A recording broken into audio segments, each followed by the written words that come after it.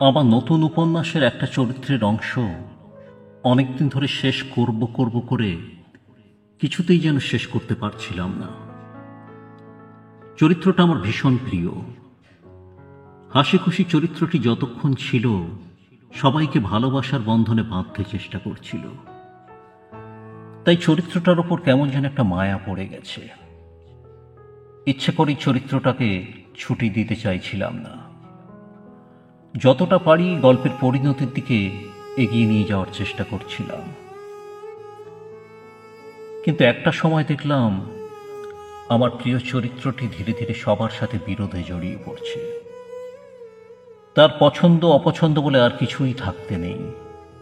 চরিত্রটি যখন কিছু ভাবতে চায় বা কিছু করতে চায়, ঠিক তখনই অন্যান্য চরিত্রগুলো এসে সেই ভাবনাগুলোকে ভাঙচুর করে দেয়। চরিত্রটির আর কোনো বিশেষত্ব থাকে না। সে হয়ে ওঠে অতি সাধারণ। ভিড়ের মধ্যে সে একজন ছাড়া আর কেউ নয়। তাই চরিত্রটিকে উপন্যাসের অংশ থেকে বিদায় দিতেই হলো। বিদায় দেওয়ার পর দেখলাম উপন্যাসের বাকি অংশ জুড়ে ওই চরিত্রের না থাকাটা বিশেষ কোনো প্রভাব ফেলল না। আমি আসলে ভুল ভাবছিলাম। ভেবেছিলাম চলে যাওয়া মানেই প্রস্থান নয়, আসলে ঠিক উল্টো।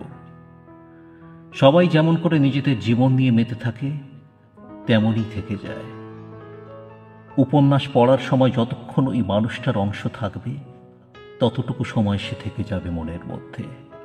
উপন্যাস শেষে আর কোনো অস্তিত্ব থাকবে না সেই মানুষটির, যার প্রয়োজন উপন্যাসের মাঝের কোনো এক পাতায় ফুরিয়ে গেছে।